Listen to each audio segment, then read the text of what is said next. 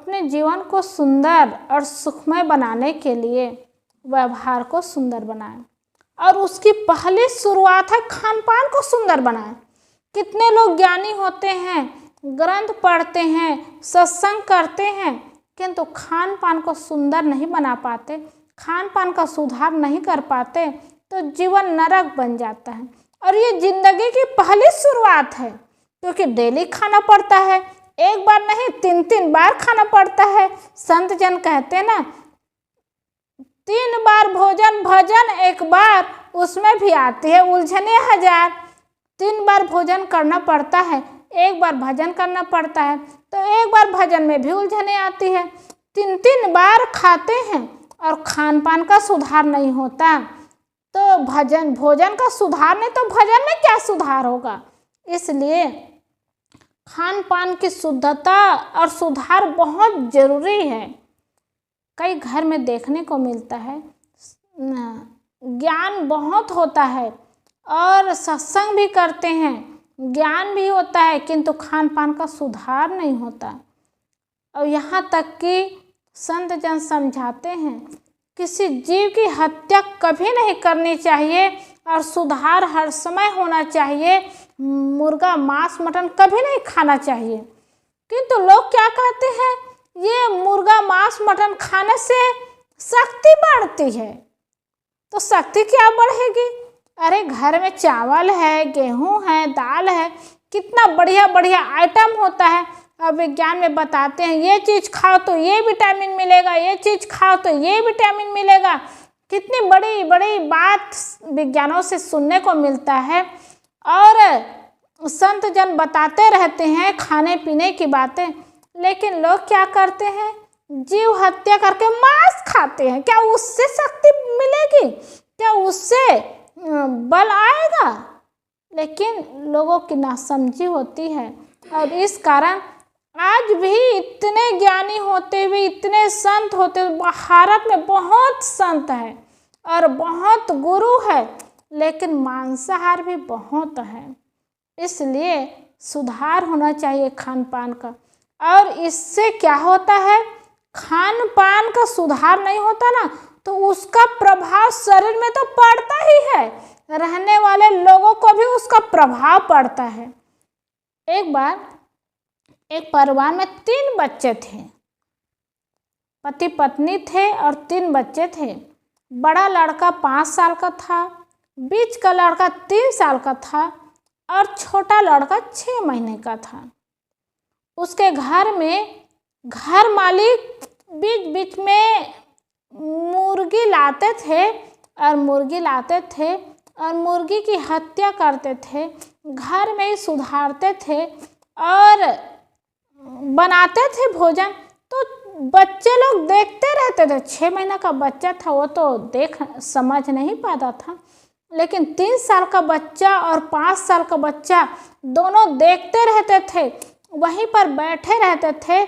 जब माँ सुधारती थी, पिताजी सुधारते थे और मुर्गी के गला को काट करके मारते थे, तो बच्चों को बड़ा अच्छा लगता था, खुशी लगती थी और चिल्लाते थे, ताली बजा बजा करके हंसते थे, क्योंकि वो समझते थे खेल की चीज़ है। और यही ऐसा ही रोज कभी भी लाते थे तो ऐसे ही करते थे। और मुर्गी मारना, उसके गले में चाकू मारना और उसके सब साफ सफाई करके उसको भोजन बनाते थे। तो बच्चे यही समझते थे कि देखो मुर्गी लाते हैं, मुर्गी को मार करके और उसको टुकड़ा टुकड़ा करके उसको सब्जी बनाते हैं। वो जान गए कि सब्जी कैसे बनाई जाती है और खाए कैसे जाते हैं। एक दिन बच्चों के मन में हुआ कि चाकू से मुर्गी को मारते हैं तो मुर्गी को दुख नहीं होता होगा, तकलीफ नहीं होती होगी। यही सोच करके खेलने की चीज़ समझ गए, चाकू को पकड़ना खेलने की चीज़ समझ गए। तो 3 साल का लड़का और 5 साल का लड़का क्या किया, एक चाकू लेकर के छत में गया और गला के पास चाकू को ले गया 3 साल के बच्चे के पास, और गला के पास ले गया तो वो बच्चा डर तो हुआ, लेकिन कैसा होता है, कैसी होती है तकलीफ और दर्द को जानता नहीं था। तो चुप रहा, देखता रहा। लेकिन एक बार चाकू गला में लगाया तो बच्चा एकदम कौंध गया और चिल्ला करके रोने लगा। गला में जब चाकू पड़ा तो एकदम बेहाल हो गया, परेशान हो गया। तो उसी समय उनकी माँ क्या कर रही थी, एक टब में गर्म पानी रखी हुई थी और समोने के लिए ठंडा पानी भी रखी हुई थी। लेकिन गर्म पानी, जो 6 महीना के बच्चा है, उसको गर्म पानी में डाल दी। ठंडा पानी लेकर के मिलाना था उनको, लेकिन आवाज़ सुन करके, क्योंकि आवाज़ में अंतर होता है, बेहाल आवाज़ सुन करके वो बच्चा को डाल दी और दौड़ करके ऊपर गई। तो जो बड़ा लड़का था वो भी डर गया और डर के मारे छत से गिर गया। तो उसी समय वो बड़ा लड़का मर गया और जिसके गला में चाकू लगा था, बीच वाला लड़का, वो भी प्राण छोड़ दिया, क्योंकि उसका गला में तो चाकू लगा था और डर के मारे बड़ा लड़का गिर गया। तो तुरंत वो माँ याद करते, छोटा लड़का को तो गर्म पानी में छोड़ करके आई हूँ। दौड़ करके आती है, देखती है तो छोटा लड़का गर्म पानी में वो प्राण छोड़ दिया था।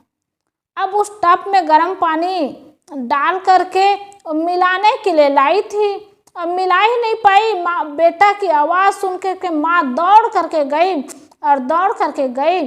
तो बेटा, जिसके गला में चाकू लगा था, वो भी मर गया। 5 मिनट में तीनों बच्चे समाप्त हो गए, जिंदगी की कहानी समाप्त हो गई। वो घर नहीं, मंदिर नहीं, शमशान बन गया। अब माता पिता बहुत रो रहे हैं, विहल कर रहे हैं, परेशान हो रहे हैं कि घर नरक बन गया। तो नरक कौन बनाने वाले हैं? वही सिखाने वाले माता पिता ही तो है। क्या बच्चे ये जानते कि छुरा से मुर्गा मारा जाता है, उसके गले में चाकू चलाया जाता है? बच्चा कहाँ से जानते? घर से ही तो सीखे, जाने और समझे कि चलो हम लोग भी करके देखते हैं।